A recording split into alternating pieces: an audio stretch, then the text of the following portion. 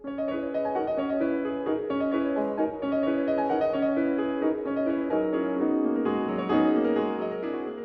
donc je voulais rendre hommage à cette initiative de mon collègue Philippe Sansonetti d'initier ce collège Covid. C'est un plaisir d'en faire partie avec François Héran que vous venez d'entendre, et avec Samantha Besson et avec d'autres collègues, et de mobiliser le collège dans son ensemble.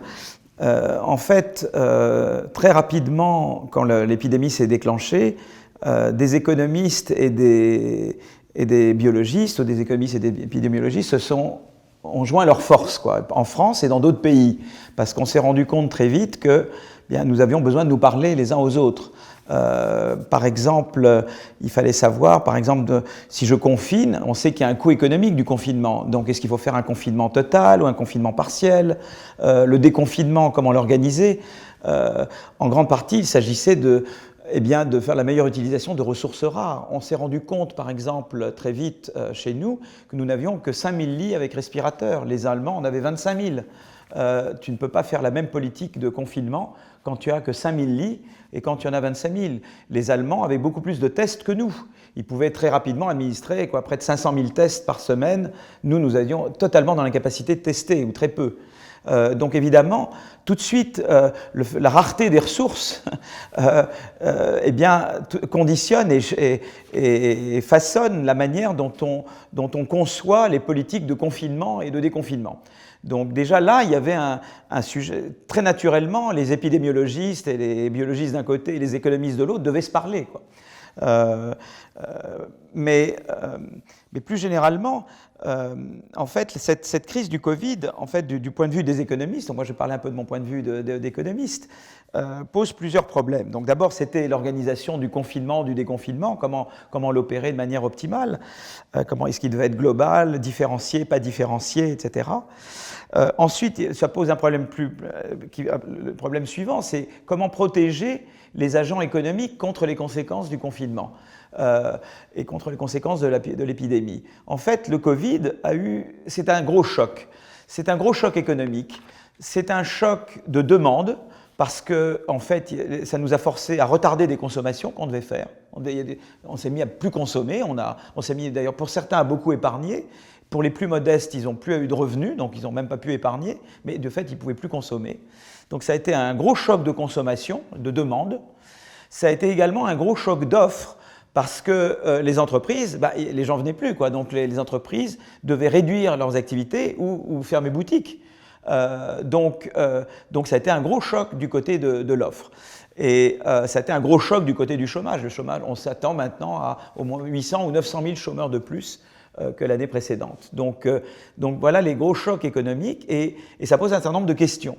Donc d'abord la première question, c'est comment protéger les populations contre les conséquences du Covid. Alors ça c'est très intéressant parce que par exemple les États-Unis sont un pays où on protège très mal les populations contre les conséquences d'un choc comme le Covid. Aux États-Unis, on s'est rendu compte avec le Covid que le nombre, donc d'abord le chômage a beaucoup augmenté, et aux États-Unis, devenir chômeur, ça veut dire beaucoup plus de grandes chances de tomber en pauvreté, ça augmente le risque de tomber en pauvreté, et puis d'être chômeur aux États-Unis, ça vous fait souvent perdre l'accès aux soins. Vous savez que la santé est quelque chose de très coûteux aux États-Unis et quand vous perdez l'emploi, eh bien, en grande partie, ça vous fait perdre encore davantage l'accès aux soins. Donc, une des grandes différences entre, disons, le capitalisme que j'appelle coupe-gorge américain et le capitalisme plus douillet que nous avons en Europe, c'est que le capitalisme coupe-gorge, eh bien, c'est un capitalisme, quand il y a un gros choc comme le Covid, eh bien, les plus faibles sont laissés sur le bord de la route. On a vu le taux de pauvreté et le taux de non-accès aux soins médicaux grimper en flèche pendant du Covid, alors qu'en Europe, chez nous, dans nos pays, eh bien, quand même, un des grands acquis de nos pays, c'est que quand même, les taux de pauvreté ont à peine varié, un petit peu augmenté, mais pas comme aux États-Unis. Et puis, les taux de couverture santé n'ont pratiquement pas changé. Donc ça, c'est déjà un acquis formidable de nos systèmes que nous avons construits tout au long du siècle dernier. Voilà, donc ça a été une première chose. Donc, la première chose, c'est de dire je dois protéger. Ensuite, à plus long terme, il y a l'idée de dire il va falloir faire une transition. C'est-à-dire qu'il y a des activités économiques qu'il faut protéger le temps que la crise passe. Et puis ensuite, elles vont pouvoir reprendre. Mais il y a des activités économiques qui peut-être ne reprendront jamais. C'est-à-dire qu'il y a peut-être des choses que nous ne ferons plus. On prendra moins l'avion probablement après la crise qu'avant, parce qu'on a découvert le Zoom, qui est une manière formidable de participer à des conférences. Et donc peut-être on prendra moins l'avion qu'avant. On aura beaucoup plus recours à la téléconsultation médicale, aux achats en ligne. Il y a bonne raison de penser qu'il y a des choses qui vont changer, qui ne vont pas revenir comme avant, entre avant et après la crise du Covid. Ce qui signifie qu'il y a des activités qui vont cesser, qu'il y a des entreprises qui vont fermer et qu'il va falloir que de nouvelles activités remplacent d'anciennes activités. On appelle ça la destruction créatrice. Donc le Covid est évidemment un catalyseur de destruction créatrice. Voilà, donc ça, c'est donc il y a l'idée de protéger, il y a l'idée de transformer, de faire la transition vers, disons, ce qui sera l'économie d'après le Covid. Et puis, le Covid est un révélateur peut-être de manquements de nos systèmes économiques et sociaux. Donc, je parlais tout à l'heure du système social américain. Le Covid est certainement un grand révélateur des failles du système économique et social américain. Et peut-être que les tentatives de défaire l'Obamacare, etc., vont être entravées. Peut-être qu'il y aura un mouvement dans l'autre sens à la suite du Covid. Il faut l'espérer, qu'on ira à nouveau vers davantage meilleure assurance santé, meilleure couverture santé aux États-Unis. Mais ça a révélé d'autres choses, le Covid. Par exemple, ça a révélé qu'en France, nous avons pris un grand retard industriel. Puisqu'en fait, ce qui nous a mis la puce à l'oreille, c'est l'histoire des respirateurs. On se dit, comment ça se fait qu'en France, il n'y ait que 5 000 respirateurs et en Allemagne, vous en avez 25 000 ? Et finalement, on s'est rendu compte de la chose suivante, c'est qu'on a regardé la production de respirateurs et d'appareils médicaux d'un côté, on a regardé la production pharmaceutique, et notamment les principes actifs, et on a regardé la production de masques et de gants. Eh bien, au début des années 2000, nous étions à peu près comme les Allemands. Nous, on produisait à peu près comme les Allemands, et on avait à peu près le même équilibre commercial que les Allemands. Et entre le début des années 2000 et maintenant, les Allemands se sont mis à devenir très exportateurs de ces produits. Non seulement ils en importent, mais ils en exportent beaucoup. Et ils ont en fait un excédent commercial sur ces produits-là de près de 20 milliards d'euros par an. Et nous sommes à l'équilibre et nous sommes au même niveau qu'au début des années 2000. Donc, si vous voulez, l'écart entre nous et l'Allemagne s'est considérablement creusé. Donc, on a voulu regarder de plus près. Et on s'est rendu compte que la production domestique française avait stagné, notamment des firmes pharmaceutiques, mais que par contre, elle délocalisait davantage. C'est-à-dire que les avoirs à l'étranger des entreprises pharmaceutiques françaises avaient considérablement augmenté depuis le début des années 2000. Alors que l'Allemagne, c'est le contraire. Les avoirs à l'étranger des entreprises pharmaceutiques allemandes avaient pratiquement stagné depuis le début des années 2000, mais la production domestique allemande avait très largement augmenté. Donc, grande question, pourquoi la France s'est mise à délocaliser autant comparé à l'Allemagne? Et alors, on s'est rendu compte ensuite que ce qui était vrai pour les produits que j'appelle Covid, c'est-à-dire respirateurs, masques, principes actifs, etc., était vrai dans beaucoup d'autres domaines. Dans beaucoup d'autres domaines, la France a baissé les bras. Voilà. Et alors, on est toujours les meilleurs dans le nucléaire et l'aéronautique, aussi dans les bâtiments, rénovation thermique des bâtiments et dans quelques autres domaines, mais dans beaucoup d'autres domaines, on s'est laissé distancer par d'autres. Donc c'est un grand problème. La France, maintenant, est consciente qu'elle doit faire un énorme effort industriel. Et ce n'est pas pour rien que vous avez vu le président de la République et le Premier ministre qui ont fait de la relance industrielle, disons, un fil rouge des 2 prochaines années, en tout cas de ce qu'ils veulent faire. Donc ça a été vraiment un cri d'alarme, une sonnette d'alarme, le Covid, sur la désindustrialisation et la délocalisation à outrance en France. Voilà. Donc ça a été la première chose. Un deuxième révélateur, ça a été sur la société civile et l'organisation de l'État. En France, on a confiné, je crois que le confinement a été efficace, mais on a confiné de manière assez, je dirais, brutale quand même. C'est-à-dire que moi, je sais que je ne pouvais pas aller, si je restais plus d'1 heure, 1 heure 5 minutes en dehors de chez moi, ou que je faisais 1 km, 0,01 mètre, eh bien, je pouvais être verbalisé. Voilà. Et en Allemagne, rien de tel. Un ami à moi qui est en Allemagne me dit, moi, je peux aller au parc pendant 3 heures, il faut qu'on tienne une distance, on la tient. Bon, si jamais on est trop proche, quelqu'un vient nous dire très gentiment qu'il faut tenir une distance sociale. Mais il n'y avait pas, comme chez nous, l'idée de mettre un policier à chaque coin de rue pour vous surveiller si vous restez plus qu'1 heure ou pas. Et je crois que ça, dans certains cas, été dramatique. Des gens qui essaient de voir leurs parents, des gens qui essaient de voir un mourant, et qu'on a verbalisé à tire-larigot. Donc ça a été la méthode française. Et en fait, je me suis rendu compte qu'en France, il y a une logique assez vicieuse qui est celle de la régulation à outrance et de la tricherie. On est un pays, en fait, ça fonctionne comme une école primaire, où vous avez le maître très autoritaire Et vous n'avez qu'une envie, c'est de tricher. Et le jeu, c'est de tricher. Alors évidemment, la tricherie légitime la discipline, mais la discipline légitime la tricherie. Et on est dans ce mauvais équilibre où c'est vraiment l'autorité et tricherie, plutôt que ce qu'il y a eu dans d'autres pays voisins, qui est laisser la laisse un peu plus lâche, mais en même temps davantage de comportement civique, de confiance. On se repose davantage sur la société civile. Chez nous, un petit peu, c'est trop l'État au détriment de la société civile. Et on l'a vu dans d'autres circonstances. Et donc, ça veut dire qu'en France, il faut repenser, on a besoin de l'État. L'État est indispensable, justement, ici, pour relancer l'économie, pour assurer, on a besoin de l'État, mais on a besoin aussi de la société civile. Et les deux doivent se compléter. Et l'équilibre entre l'État et la société civile, nous ne l'avons pas encore bien trouvé chez nous. Donc voilà une des grandes questions de société que pose la crise du Covid. Quelque chose de relié également, c'est la centralisation excessive du pouvoir. En France, presque tout est décidé par 4 personnages. Le président de la République, le secrétaire général de l'Élysée, le Premier ministre, son directeur de cabinet. Essentiellement, tout le pouvoir est concentré dans ces 4 gens. Très bien. Mais voilà, en Allemagne, ça ne marche pas comme ça. Si vous voulez, en Allemagne, Mme Merkel, elle doit sans arrêt parler au président des Länder, qui appartiennent à différents partis. Et beaucoup de choses se passent au niveau des Länder, d'ailleurs. Et donc, il y a à la fois un beaucoup plus grand pluralisme et puis davantage de décentralisation. Et on a vu les gros problèmes de la centralisation, ça a été les tests. Et là, peut-être Philippe, il le sait beaucoup mieux que moi. Moi, j'ai des copains que je ne nommerai pas, qui étaient professeurs à la Pitié. J'ai une lettre d'un ami à moi. Il demande la possibilité de faire un test. Et au bout de 2 mois, on lui répond qu'on est en train d'étudier la question. Et on est en pleine crise du Covid. C'est un grand professeur de l'hôpital de la Pitié. Donc, si vous voulez, ça a été, voilà, et beaucoup de gens, les laboratoires vétérinaires, des laboratoires universitaires ont essayé, enfin, ont effectué le même genre de démarche pour obtenir l'autorisation de pouvoir faire des tests, et ils n'arrivaient jamais à avoir de réponse. Donc, si vous voulez, il y a vraiment un grand problème chez nous de déconcentration du pouvoir, et il faut déconcentrer et décentraliser le pouvoir. Donc ça, c'est encore un des grands défis qui est posé par cette crise. Il y a également l'aspect européen qui est très important. Samantha nous manque, mais elle reviendra sûrement. Samantha aurait pu parler beaucoup mieux que moi. Et déjà, François en a déjà très bien parlé de la dimension européenne. Par exemple, vous avez vu que la France et l'Allemagne ont essayé de coordonner leurs efforts pour aider les pays comme l'Italie ou d'autres pays qui ont subi la crise de plein fouet et qui ont quand même contenu les malades chez eux. Ils auraient pu laisser leurs frontières ouvertes, ils nous ont protégés contre ce qu'ils avaient. Voilà.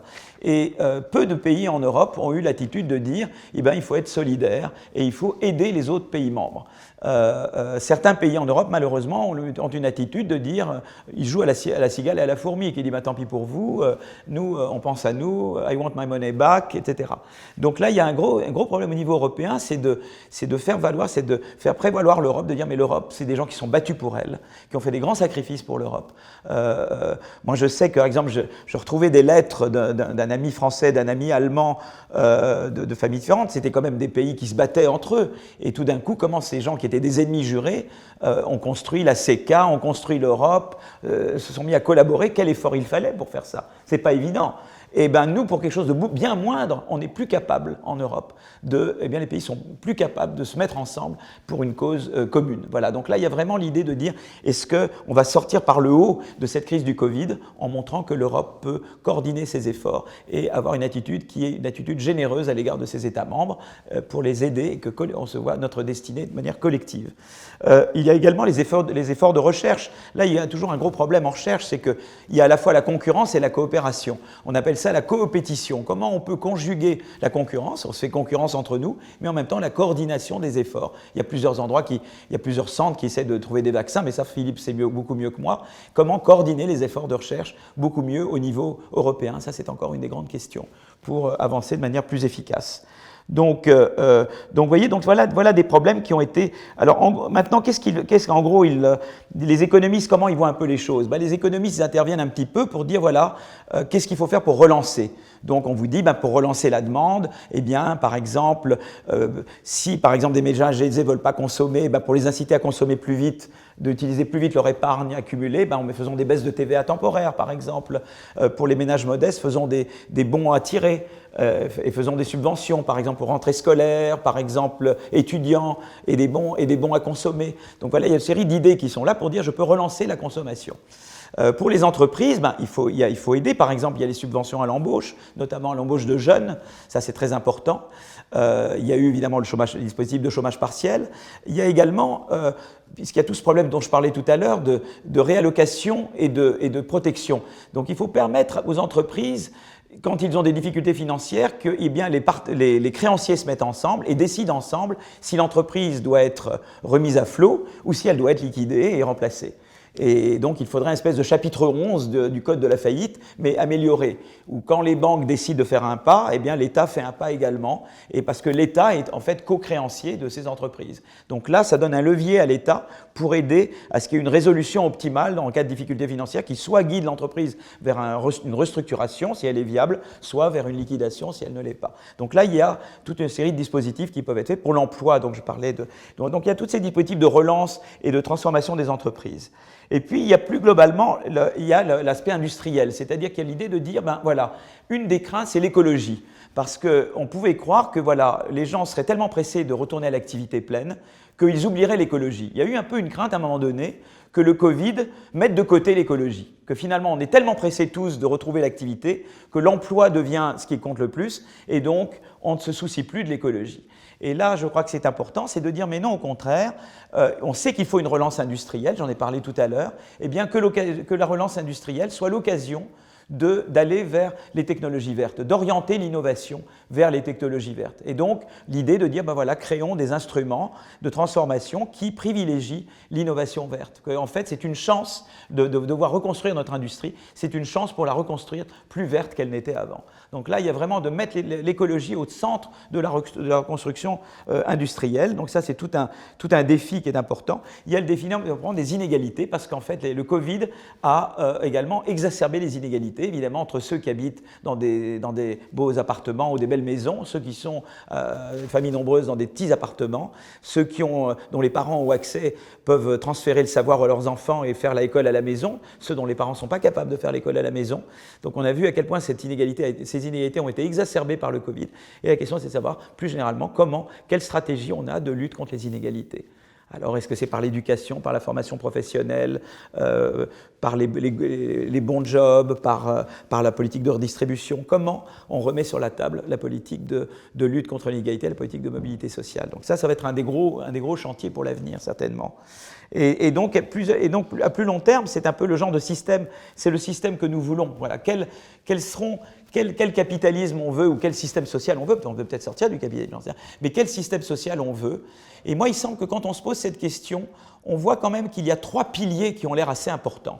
Un premier pilier, c'est le marché, c'est-à-dire que c'est vrai qu'on s'est rendu compte que depuis, on a essayé autre chose. Moi-même, j'ai cru dans ma jeunesse qu'on pouvait se passer du marché, qu'on pouvait avoir un système totalement planifié et sans entreprise privée. On s'est rendu compte que pour l'innovation et pour la croissance, on a quand même besoin d'avoir un marché, un système privé. Même les Chinois, avec Deng Xiaoping, ont compris qu'il fallait introduire le marché en Chine. Voilà, le marché est un pilier. Sans marché, très dur d'avoir de l'innovation, très dur d'avoir de la croissance par l'innovation. Donc ça, c'est un pilier. On sait que l'État, c'est très important pour investir dans l'éducation, dans la santé, dans les biens publics, dans la recherche. Donc on a besoin de l'État comme investisseur.